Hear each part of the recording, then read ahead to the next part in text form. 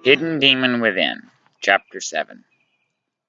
I wound up in Lakeland as kind of a combination of my own fault and the conditioning of my uncle. I found one person whom I thought understood me, the one person I could care for, and the only person who made my life worth living. I must have been only 13 or 14, but I cared deeply nonetheless, and that was my anchor for a time. I was going through a suicidal phase. I never attempted, but was often having thoughts of the afterlife, and was wondering quite often if it would hurt, debating on whether it was worth it or not. This was an everyday event. I was highly depressed, and the only thing that took me, and the only thing it took me from that was my old friend Gasoline. Then I found Caroline, whom I considered one of my true friends. She cared. She listened. She was the only one who would hold me when no one else would. I never told her about what happened to me. She was always there, for a time anyways, so I began to grow close to her, as my defenses were wearing down. So considering that I was messed up badly as a kid, I was not real good at courting or communicating. You could say was scared and embarrassed to ask her to go out with me. But all my attempts were met with flattery. I embarrassed her as much as myself.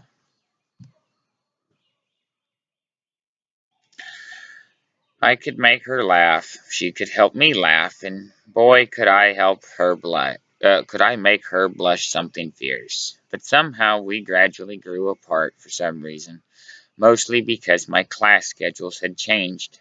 I went from being in normal classes with her in all my classes to being placed in the ALE class in 7th grade.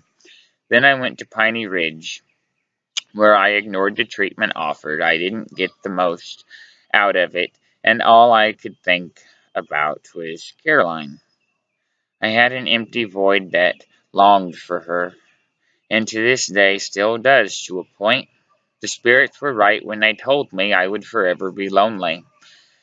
Well, when I got out of Piney, our relationship was different, to say the least.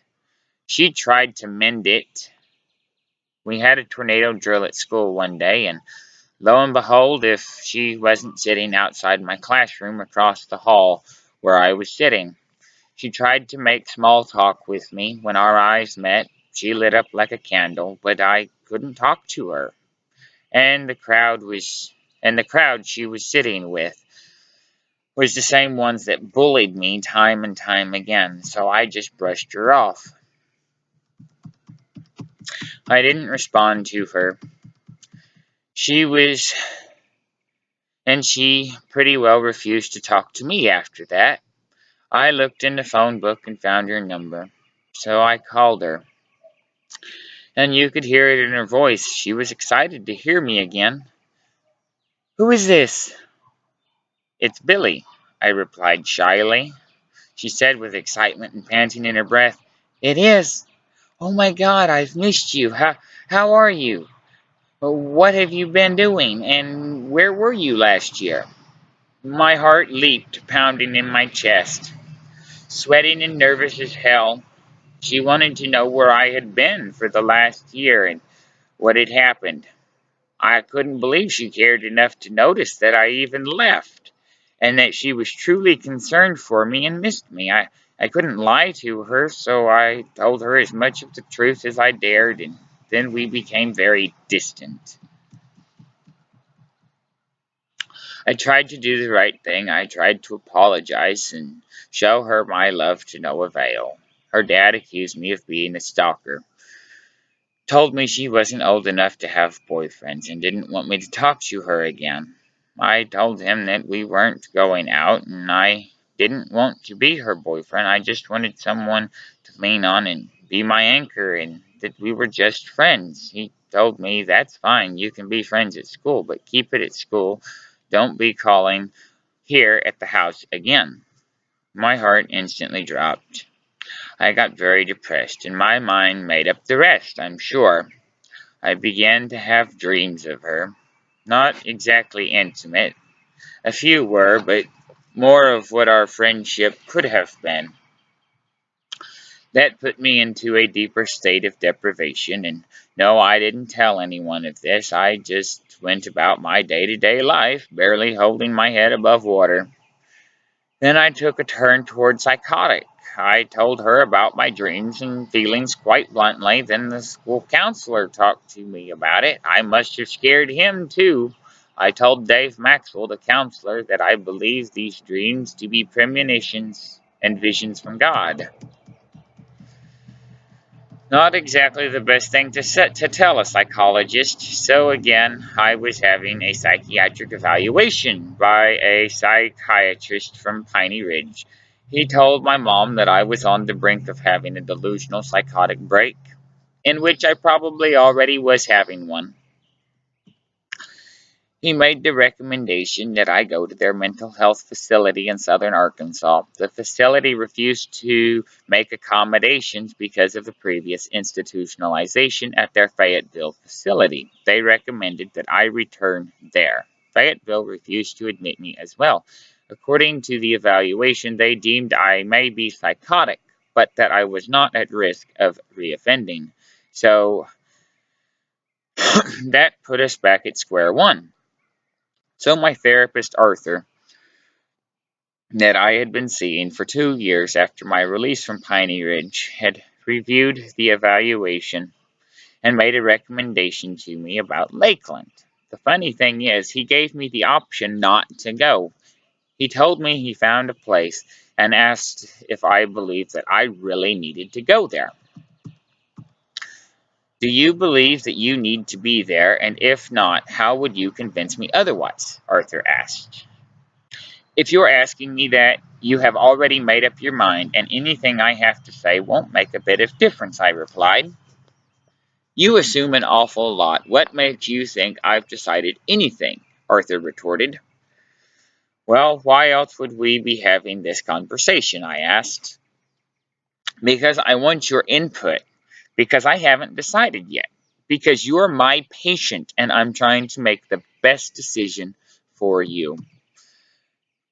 Again, you have obviously given this some thought, or you wouldn't be asking the question, so do whatever you want. Arthur said, Okay, if that's your decision, I will let them know. They will be able to work on both the sexual and the mental health issues. We were on our way back home from a family reunion in Iowa when we got a phone call the day we were packing up to leave. My grandma told me everything is going to be okay. And those were about the last words spoken. She was dying of terminal cancer.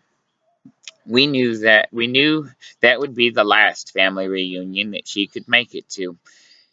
And so that's why we went. I never heard anything else from her. Call it foresight, but one night at Lakeland, I wrote a song in pre-reference to her death. I have since lost it, so don't ask me to recite it word for word, but it went something along these lines. I look up at the moon tonight, it's shining so bright. All I see is you, and all I can ask is why didn't you take the treatments? Why didn't you put up a fight? Why did you abandon me? Why did you give up? I don't remember much more than that. As I said, I wrote it in my journal at Lakeland and have since lost it. Well, the morning I woke up and wrote it was the day that my grandma went into the hospital for the last time in Fort Smith. My mom had Sean set up a 3-day pass to go home and say my final goodbyes. And that was rough. After that, I was in an even darker place for some time. However, that was easier to climb from, and nothing helped. I was on Seroquel, Lamictal, antidepressants, you name it, I'm sure I was on it. I was even prescribed a PRN antipsychotic, not sure if it was Prozac or Xanax or what, and I used it quite regularly at a time to dull the pain, but it really didn't help. It just made me not care that much more. So I started writing a book. The staff members told me I had great potential. This book was like a form of a diary. I took what was in my head, the emotions, and turned them into a story. I never did get it finished because the staff members made me put it in storage. They told me one book, a Bible, and a journal, not 7 journals. So I put it up, all current sections 5 through 6 compressed notebooks in storage. When I checked out, it was not with the rest of my stuff. It was lost, and I could never recreate it. I have tried to rewrite what I had to finish it, but the story never comes to me. Well, the day after my 18th birthday, I was discharged from Lakeland, and I'm just so lost. End of chapter 7.